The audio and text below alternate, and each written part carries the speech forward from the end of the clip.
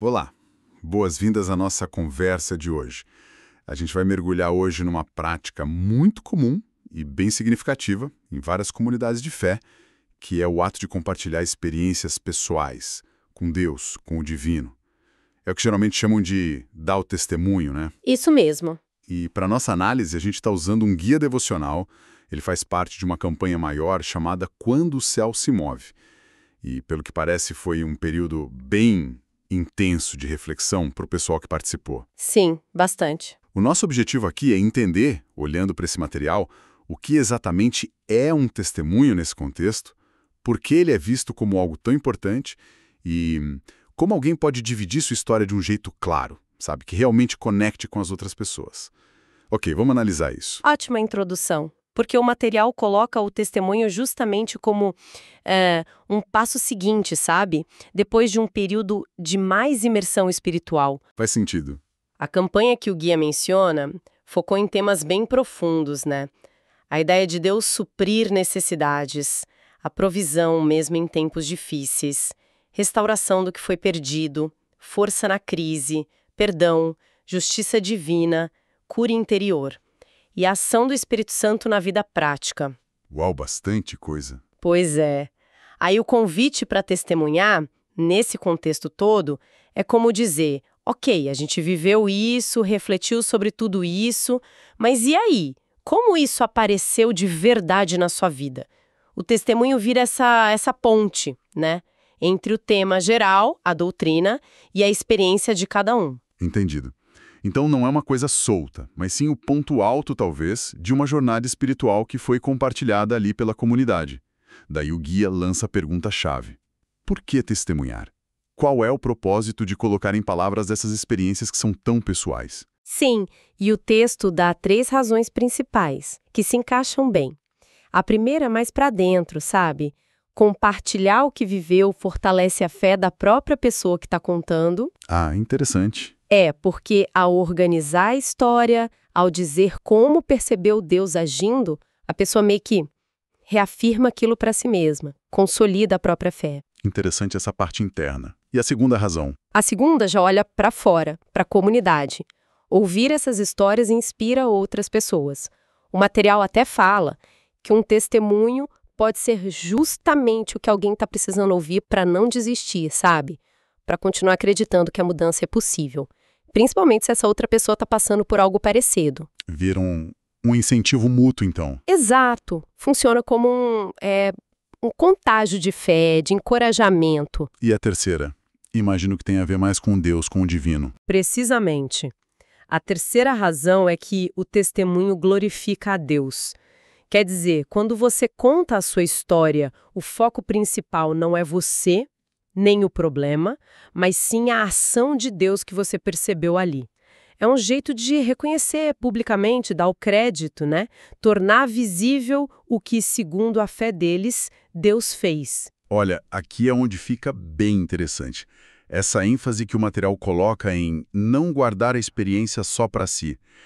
Tem uma frase lá que diz que o testemunho pode ser a resposta que alguém precisa para continuar crendo. Isso dá uma dimensão quase vital para o testemunho dentro da comunidade, né? Não é só um relato pessoal. Sim. É algo que pode impactar diretamente a fé do outro. O fascinante aqui é justamente essa visão do testemunho como um serviço para a comunidade. Ele pega uma experiência de um e transforma num recurso para todos. O texto usa aquela frase, quando o céu se move, milagres acontecem, né? E liga isso aos temas da campanha, restauração, provisão. Certo. O testemunho, então, serve para mostrar como esses milagres, essas ações de Deus não são só ideias abstratas. São coisas reais que acontecem no dia a dia do pessoal da comunidade. Ele meio que ancora a fé na vida real, na experiência compartilhada. Essa ligação entre o individual e o coletivo, e o concreto com o espiritual, parece que é aí que está o ponto central da importância do testemunho para eles. Mas, além do porquê, o guia também fala do como. Como é que se pega uma vivência pessoal, que às vezes é super complexa, cheia de emoção, e transforma numa história que realmente inspire quem está ouvindo? Quais são as dicas práticas que o material dá? Olha, nesse ponto, o guia é bem objetivo. Ele dá 4 orientações bem claras para montar um testemunho que funcione. A primeira é simplicidade e objetividade. Direto ao ponto. Isso. Contar de forma curta e grossa, vamos dizer assim, a situação que estava vivendo e o que aconteceu, como Deus entrou na história. O exemplo que eles dão é ótimo. Eu estava enfrentando dificuldades financeiras, mas vi Deus abrir uma porta de provisão. Ponto. Claro, direto. Certo, sem muita volta, para não dispersar. E a segunda dica, como é? A segunda é mostrar a transformação.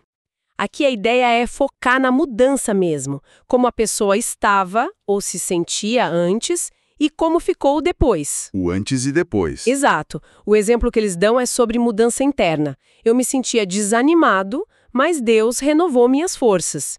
Esse contraste ajuda a mostrar o tamanho do impacto, né? Torna a história mais palpável para quem ouve. A transformação é o coração do negócio. Esse lance da transformação parece chave mesmo. É onde a ação divina fica visível, na mudança concreta. E a terceira orientação? A terceira é um ponto de equilíbrio bem importante. Exaltar a Deus, não os problemas. O material bate bastante nessa tecla. Ah, interessante.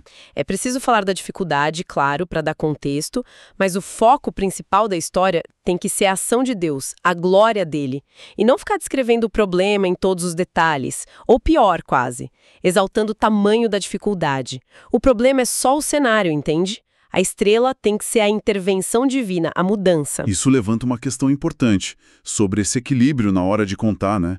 É fácil a gente se perder descrevendo a tempestade e esquecer de mostrar o farol, digamos assim. Como que o material sugere manter esse foco em Deus? Exatamente. O risco existe. A sugestão, que está ali meio nas entrelinhas, é que a descrição do problema sirva só para contextualizar a solução, a transformação. O grosso do tempo, da ênfase, da emoção, tem que ir para a ação de Deus e para o resultado bom que veio daquilo. Entendi. E isso amarra direitinho com a quarta e última orientação. Encorajem outras pessoas. O testemunho não pode terminar no eu. Ele tem que terminar com uma nota de esperança, mostrando que aquela mesma fé, aquela mesma ação de Deus está disponível para quem está ouvindo também. É fechar o ciclo voltando para a comunidade. Faz todo sentido. Volta para aquela ideia de inspiração mútua que a gente falou antes. E o guia também abre o leque das formas de fazer isso, né? Não precisa ser só lá no púlpito, num culto formal. Correto. O material reconhece que dá para compartilhar de vários jeitos. Pode ser num culto? Sim. Mas pode ser gravado em vídeo, pode ser por escrito, algo que a gente pode até explorar mais daqui a pouco, ou simplesmente numa conversa informal, 1 a 1, com alguém que talvez precise ouvir aquela história específica naquele momento. Interessante. A forma se adapta, mas o conteúdo e o propósito continuam. Dividir a bondade que se percebeu em Deus e inspirar a fé nos outros. Essa flexibilidade é legal. E para deixar a coisa ainda mais fácil, talvez, o guia propõe uma ferramenta bem concreta. Um roteiro de 3 minutos. Isso me chamou a atenção, achei bem útil. Dá uma estrutura clara de tempo, de conteúdo, né? Ajuda a pessoa a organizar as ideias e a não se perder. Sim, é uma ferramenta super prática, especialmente para quem não tem muito costume de falar em público ou de estruturar uma história assim na hora. O roteiro divide em 3 partes, com tempo sugerido para cada uma. No total, uns 3 minutos. Certo. A primeira parte é o antes. Sugestão de 30 segundos a 1 minuto. Aqui, a pessoa conta rapidinho como estava a vida, a situação, o sentimento antes da experiência, ou, no caso do guia, antes da campanha específica. O exemplo é: eu estava desanimado na fé e com dificuldades em casa.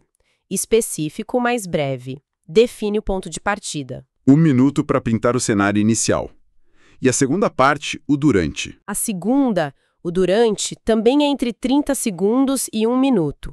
Aqui o foco é explicar como Deus agiu ou falou com a pessoa naquele período específico, a campanha, para o guia. A dica é até citar um tema da campanha ou um versículo que marcou. O exemplo conecta bem. Na semana da restauração dos anos perdidos, entendi que Deus podia devolver a alegria que eu havia perdido. Mostra o momento da virada, do insight. Entendi. É o momento-chave da intervenção ou da compreensão. E a terceira parte, o depois, como ela fecha a história? A terceira é o depois, e para essa eles dão cerca de 1 minuto, um pouquinho mais de tempo. Aqui é para compartilhar o que mudou de fato, o resultado visível, o tal milagre que a pessoa percebeu, ou a nova forma de ver as coisas que veio depois da experiência. A conclusão. Isso. O exemplo finaliza a história. Hoje estou mais fortalecido na fé, confiante e cheio de esperança. Minha família já percebe a diferença em mim. Se conectarmos isso ao quadro geral, essa é a parte que realmente mostra o impacto da transformação. É onde o encorajamento para os outros fica mais forte, mais tangível. É a prova da mudança, sabe? Uma estrutura bem clara mesmo e focada. Antes, durante, depois. E para fechar esse pacote prático, o material ainda resume umas dicas para um testemunho inspirador. Você poderia relembrar rapidinho quais são? Elas parecem reforçar o que a gente já conversou. Com certeza. São 4 dicas, tipo um checklist rápido para quem vai compartilhar. Ser breve e objetivo. De novo, né? Evitar detalhe demais que faz o pessoal viajar, manter o foco. Sim. Segundo, exaltar a Deus. Reforça que o centro é o que ele fez, não o tamanho do problema ou a própria pessoa. Fundamental. Terceiro, ser autêntico. Falar de coração, com sinceridade. A autenticidade é o que conecta de verdade com quem ouve. Isso. E quarto, encerrar com encorajamento. Terminar inspirando fé, esperança nos outros. Como naquele exemplo final, se Deus fez isso na minha vida, Ele também pode fazer na sua. É um chamado para a fé de todo mundo ali. Então, o que tudo isso significa, se a gente fosse amarrar as pontas do que a Guia nos mostrou sobre testemunho, daria para dizer que ele é apresentado como uma prática espiritual chave que envolve dividir experiências pessoais de como se percebeu Deus agindo. E o propósito não é só pessoal, tipo fortalecer a própria fé. Não mesmo. Mas é profundamente comunitário. Inspirar os outros, dar glória a Deus, construir uma esperança coletiva. E, o que é crucial, existem jeitos práticos estruturados, como esse roteiro de 3 minutos e as dicas, para fazer isso bem, mantendo o foco na transformação e no encorajamento. Acertei? Exatamente essa é a essência. O material deixa muito claro que o testemunho, nesse contexto, não tem nada a ver com autopromoção, nem com ficar remoendo o sofrimento. A intenção principal é apontar para algo maior que a experiência individual, que é a ação divina, e usar essa história pessoal como um gatilho para a fé e para a confiança dentro da comunidade. É uma ferramenta para edificar todo mundo, onde a vulnerabilidade de um vira força para o outro. Uma visão bem definida do propósito e da prática do testemunho. Para a gente fechar nossa análise de hoje, eu queria puxar uma reflexão final. Foi inspirada por uma das formas de testemunho que o guia menciona, a escrita. O material fala que o testemunho pode ser compartilhado por escrito. Isso me fez pensar, será que para muita gente, o primeiro passo para conseguir processar e organizar uma experiência de fé importante não seria justamente colocar no papel? Antes mesmo de pensar em falar? O que você acha? Acho uma ótima observação, muito pertinente, porque o ato de escrever, ele meio que força uma organização do pensamento que a fala nem sempre exige, né?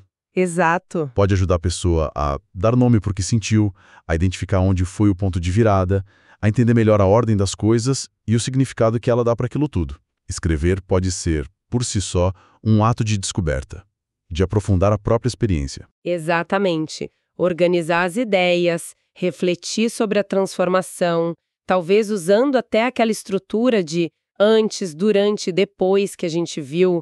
Isso pode ser um exercício pessoal muito, muito poderoso. Mesmo que a pessoa nunca decida compartilhar aquilo publicamente. Pode firmar a compreensão da própria jornada, né? Concordo totalmente. Pode ser um primeiro passo muito valioso para quem sente que viveu algo importante, mas ainda está meio perdido em como colocar isso para fora. A escrita dá um espaço seguro para essa exploração inicial. Então, fica essa sugestão para quem está acompanhando a gente. Talvez experimentar registrar por escrito uma experiência pessoal. Uma experiência de fé, de mudança, de algo que percebeu como intervenção divina.